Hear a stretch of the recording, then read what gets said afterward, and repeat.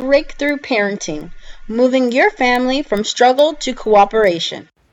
Lesson 3.2, Understanding the Source of Behavior. Moving back to center. An iceberg floats in a particular way, regardless of the storms it endures or the strong currents that affect its movement. Whenever it is pulled off center, it has naturally regained its balance. People are like this also. The mechanism that controls this natural balance is pleasure pain. All people seek more pleasure or love than pain, fear.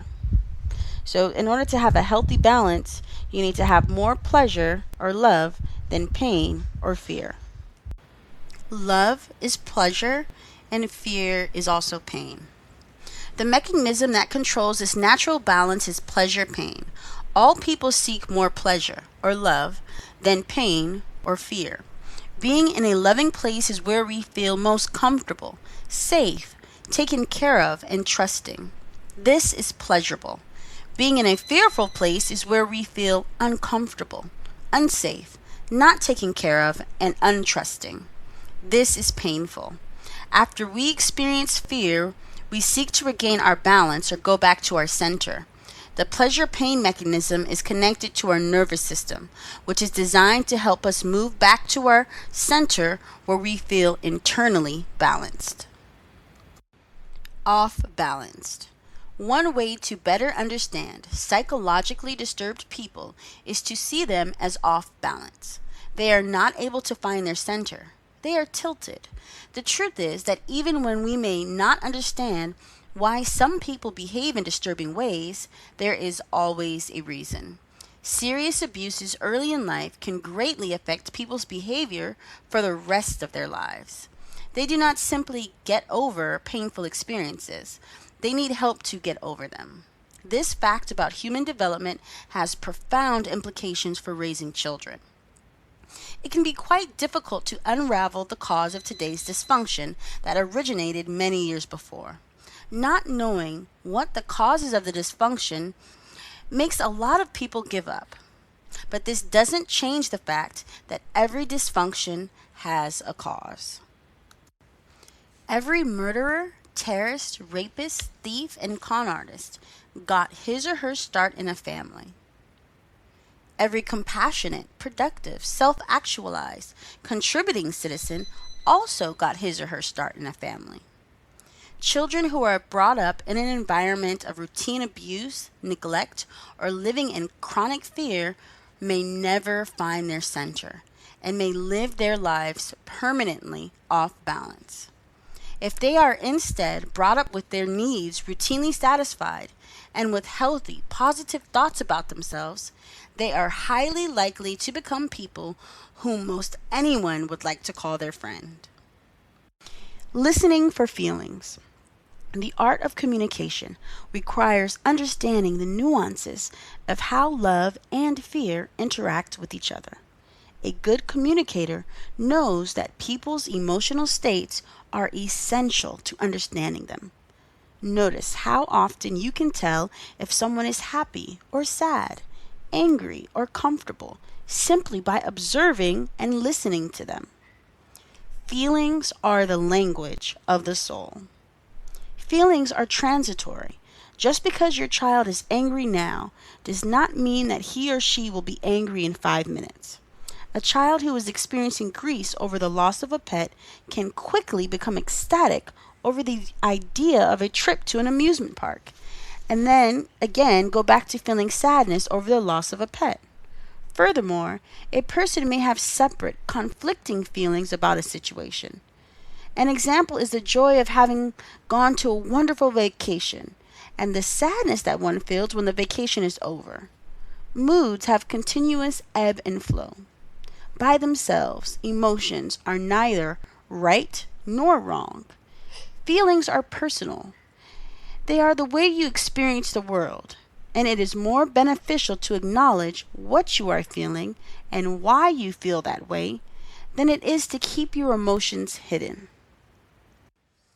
We attract what we project. The emotional energy of a parent works like a magnet for children. If we wake up on the wrong side of the bed and are grouchy all day, we are bound to make our children grouchy as well. Children learn by mimicking their parents. If we project positive and loving energy from a calm center, our children will be more positive and loving. Most parents do not realize that they set the emotional climate in which their children feel safe to grow. Mom wakes up full of energy and enthusiasm. She has breakfast waiting for her sons, Andrew, who is 6, and Tommy, who is 4. Andrew is still tired and seems to have the beginning stages of a cold. Mom gives him extra vitamins and some cold prevention remedies and tells him to plan to get more sleep tonight. While they are eating breakfast, she involves her sons in deciding what they are going to do that day. Andrew begins to feel better. Mom's positive, balanced manner carries them throughout the day. When we are in disharmony, we are more likely to be unbalanced, unstable, and reactive. This state of fear, like a magnet, attracts fearful feelings in others. Edginess develops. We react to our lack of balance by feeling unsafe. The next day is quite a contrast to the previous one. Mom wakes up late. She realized that she has to meet her mother's incoming flight at 10:20. She calculates how far the airport is and how much time she has and decides that she had better move quickly. Breakfast is a hurried affair. There is no planning, no shared enthusiasm with her sons, because they are having no input concerning the day's activities. The boys meet her efforts with resistance, which further adds to her frustration. Everyone's irritability increases. They are no longer interacting as a unit, but rather as individuals separated by fear based feelings that are coming from mom's lack of balance. So I know we all have been there. As a mother, sometimes it's very difficult to, keep a straight face or keep a happy face when things are just falling apart.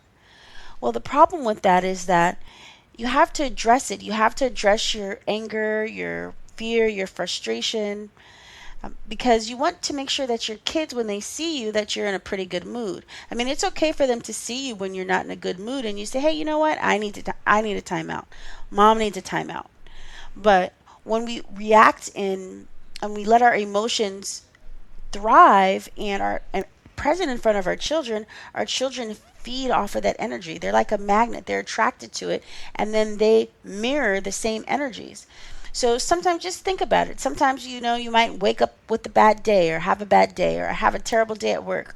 When you try to come home, try to leave it at work. Or if you're having a bad day anywhere, try to leave it there so that your kids can see you in a more positive light and so that you can continue to bring that positive energy to yourself and to your family for everyone that's involved.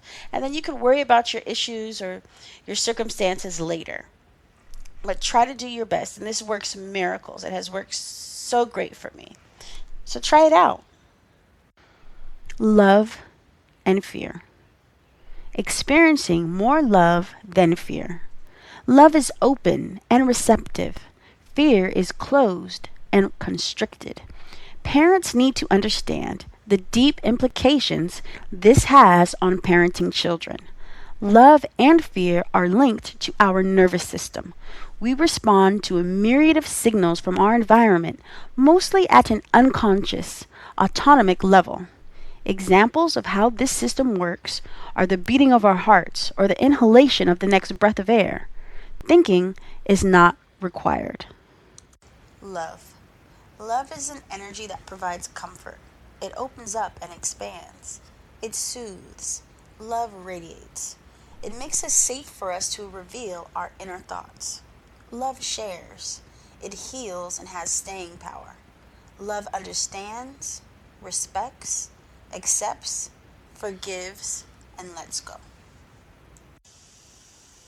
Love makes amends when someone is hurt. Love builds self-esteem and self-confidence. We are balanced and in our center when we are in a state of love. Love is being at peace. Fear. Fear is an energy that contracts and closes down. Fear makes a person want to run away and hide. It grasps and hoards, irritates, and attacks. Fear harms. Fear brings pain and tears down feelings of self worth. Fear makes us out of balance. Fear is a part of life. Fear keeps us on our toes. It forces us to grow.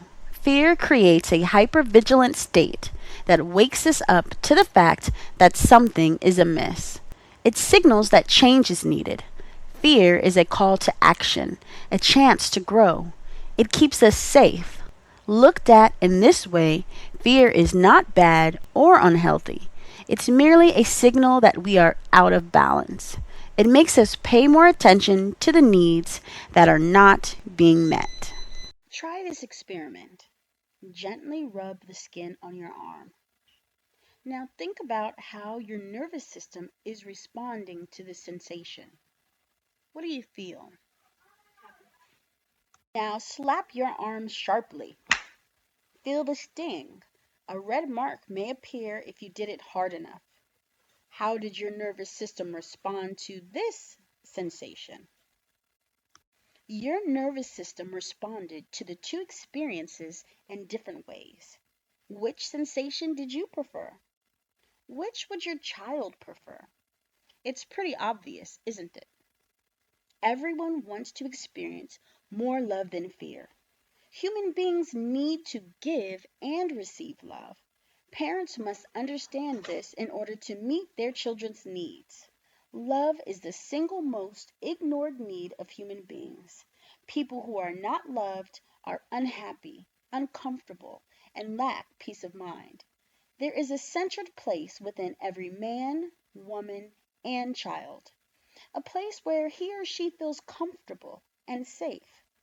It is when we move away from this point of balance and harmony that we become fearful and unstable. End of lesson 3.2. It only gets better.